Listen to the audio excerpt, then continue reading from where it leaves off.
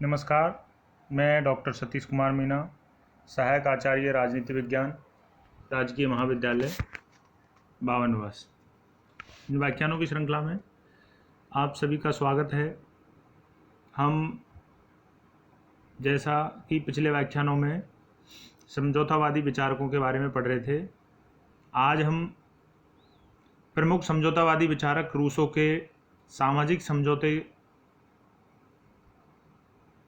के सिद्धांत के बारे में चर्चा करेंगे। रूसो ने अपने सामाजिक समझौते संबंधी सिद्धांत का वर्णन अपनी महत्वपूर्ण पुस्तक सोशल कॉन्ट्रैक्ट, जिसको हिंदी में अनुवाद है सामाजिक समझौते, में किया है। और रूसो के सामाजिक समझौते के जो सिद्धांत है वो उसके मानव की प्रकृति से संबंधित सिद्धांत और प्राकृतिक अवस्था के सिद्धांत पर टिका हुआ है।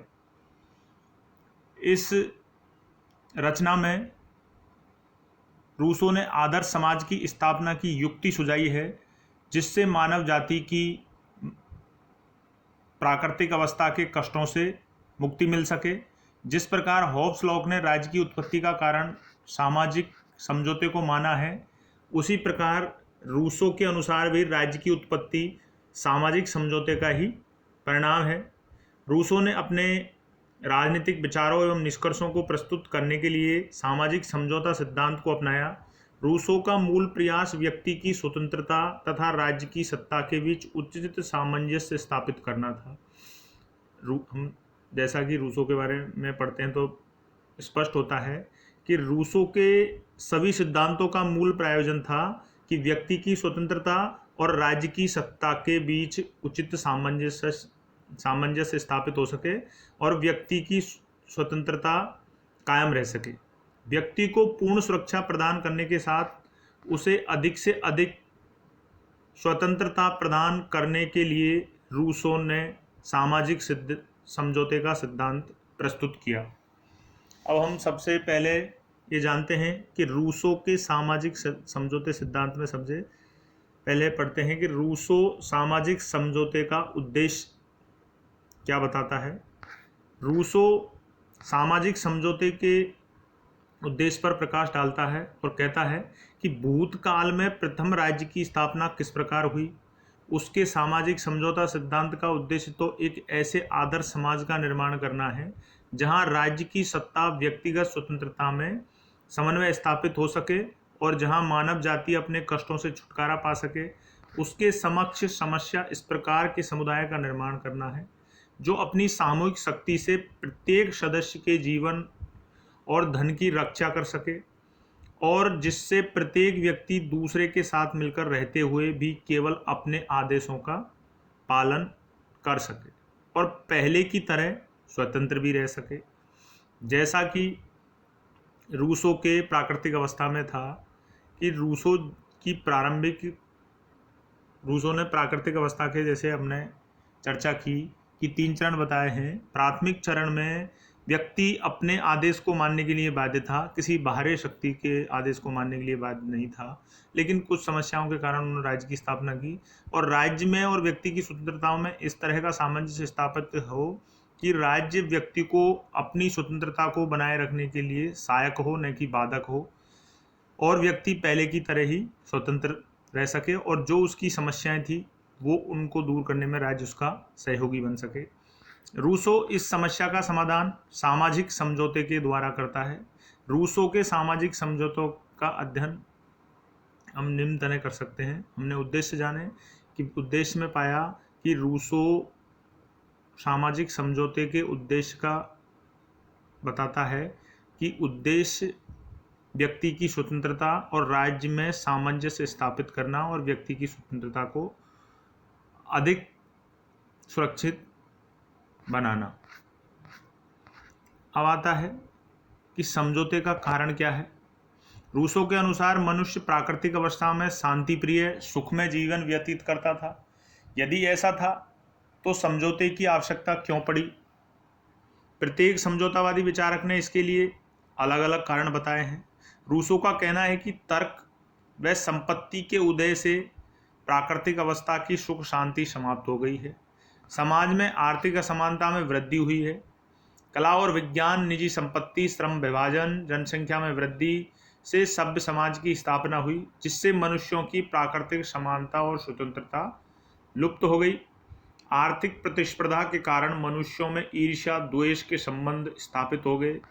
इससे प्राकृतिक अवस्था कष्टकारी हो गई। रूसो कहता है, समस्या एक ऐसा संगठन बनने का है जो पूर्ण सम्मिलित शक्ति से व्यक्ति और उसके साथियों के हितों की रक्षा करे, तथा जिसमें हर व्यक्ति सभी के साथ संगठित रहते हुए अपनी ही आज्ञा माने, पहले के प्रकृति की स्वतंत्रता के समान।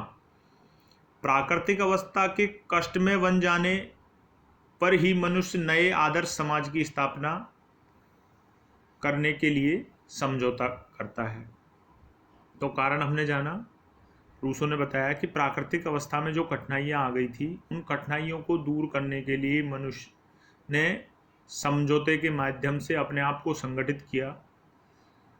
अब आगे कि समझौते की प्रक्रिया क्या है। रूसो के सामाजिक समझौते में प्रत्येक व्यक्ति एक और अपनी वैयक्तिक स्थिति में होता है, दूसरी ओर वह स्वयं अपनी निगमित स्थिति में होता है। अर्थात समझौते के दो पक्ष होते हैं, एक और व्यक्ति, एक और पूरा समुदाय। रूसो के शब्दों में, हम में से प्रत्येक व्यक्ति दूसरे के साथ अपने व्यक्तित्व और अपनी संपूर्ण शक्ति को सामान्य इच्छा के सर्वोच्च निर्देशन में छोड़ देता है और अपनी निगमित स्थिति में हम प्रत्येक सदस्य से उस पूर्ण सत्ता के अविभाज्य अंश के रूप में मिलते हैं। इस प्रकार रूसो के अनुसार मनुष्य ने प्राकृतिक दशा को छोड़कर एक सामाजिक अनुबंध द्वारा सभ्य समाज का निर्माण किया।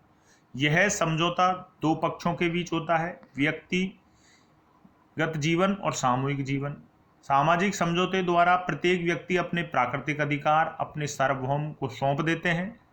रूसो ने समझौते को स्थायी प्रभावशाली बनाने के लिए लिखा है कि सामाजिक समझौते को प्रभावित बनाने से रोकने के लिए इसमें यह स्पष्ट शर्त उल्लिखित है कि जो कोई भी लोकमत की अवज्ञा करेगा उसे सभी नागरिकों के समाज द्वारा आज्ञा मानने के लिए बाध्य किया जाएगा। सामान्य भाषा में रूसो के सामाजिक समझौते को हम इस तरह समझते हैं। रूसो के अनुसार सभी व्यक्ति एक स्थान पर एकत्रित होते हैं। वह पहले अपनी यथार्थ इच्छा को प्रकट करते हैं, जिस पर सहमति नहीं बन पाती। अंततः वह सहानुभूति और परमार्थ पर आधारित आदर्श इच्छा को प्रकट करते हैं, जिस पर सबकी सहमति बन जाती है। आदर्श इच्छाओं के समूह को सामान्य इच्छा कहता है रूसो। यदि सामान्य इच्छा समस्त शक्तियों का स्रोत है, सामान्य इच्छा किसी व्यक्ति विशेष या बहुमत की इच्छा नहीं है, वह तो संपूर्ण समाज की इच्छा है। इसलिए ग्रीन का यह कथन सत्य प्रतीत होता है कि सामान्य इच्छा सामान्य की सामान्य चेतना है। इस प्रकार रूसो व्यक्ति को समझौता छोड़ने की स्वतंत्रता नहीं देता। प्रत्येक व्यक्ति सामान्य इच्छा से बंधा हुआ होता है। इससे वह समाज को कुछ देता है और उतना ही ले भी लेता है। जो कुछ उसके पास है उसको सुरक्षित करने के लिए वह पर्याप्त शक्ति भी प्राप्त करता है। रूसो लिखता है कि प्रत्येक व्यक्ति अपने आप को सभी को समर्पित करते हुए किसी को भी व्यक्तिगत रूप से समर्पित नहीं करता। इस तरह कोई भी ऐसा सदस्य नहीं होता जो दूसरे पर उन्हीं अधिकारों को प्राप्त नहीं करता है जो कि वह अपने पर दूसरों को देता है। जो कुछ वह गंवाता है उसी के बराबर वह प्राप्त कर लेता है और अपनी वस्तुओं की सुरक्षा में वृद्धि कर लेता है। इस समझौते द्वारा पृथक व्यक्तियों के स्थान पर एक नैतिक और सामूहिक निकाय का जन्म होता है, जिसका अपना जीवन होता है, अपना अस्तित्व होता है, अपनी इच्छा होती है, वह अपनी सत्ता और एकता होती है। यदि यह निकाय निष्क्रिय रहता है तो राज्य, यदि सक्रिय रहता है तो संप्रभु कहलाता है। प्रत्येक सदस्य अपने समस्त अधिकार अथवा शक्तियां समाज को देता है। इस समझौते से उत्पन्न समाज एकताबद्ध, सर्वोच्च और नैतिक होता है। ना कि दमनकारी, स्वतंत्रता विरोधी होता है। इस समझौते से मनुष्य कुछ नहीं खोता। समाज का सदस्य होने के नाते जो कुछ वह समाज को देता है, वही अधिकार वह समाज के प्रत्येक सदस्य के ऊपर स्वयं प्राप्त कर लेता है। रूसो ने सामाजिक समझौता प्रक्रिया को इस प्रकार समझाया है कि हम में से प्रत्येक अपने शरीर अथवा अपनी संपूर्ण शक्ति को सबके साथ सामान्य रूप से सामान्य इच्छा के सर्वोच्च निर्देशन में रख देता है, और अपने सामूहिक स्वरूप में हम प्रत्येक सदस्य को संपूर्ण के एक अविभाज्य अंग के रूप में स्वीकार करते हैं। एकदम समझौते को करने वाले प्रत्येक व्यक्ति के व्यक्तिगत व्यक्तित्व के स्थान पर सामूहिकरण से एक नैतिक और सामूहिक निकाय का जन्म होता है, जो कि उतने ही घटकों से मिलकर बनता है जितने कि उसमें मत होते हैं। समस्त व्यक्तियों के संगठन से बने हुए इस सार्वजनिक व्यक्ति को पहले नगर कहते हैं, अब उसे गणराज्य और राजनीतिक समाज भी कहते हैं। तो आज इस व्याख्यान में हमने प्रमुख समझौतावादी विचारक रूसो के सामाजिक समझौते के उद्देश्य, कारण और समझौते की प्रक्रिया के बारे में चर्चा की। धन्यवाद। आगे के व्याख्यानों में हम समझौते के प्रभाव और अन्य विषयों पर चर्चा करेंगे। धन्यवाद। नमस्कार।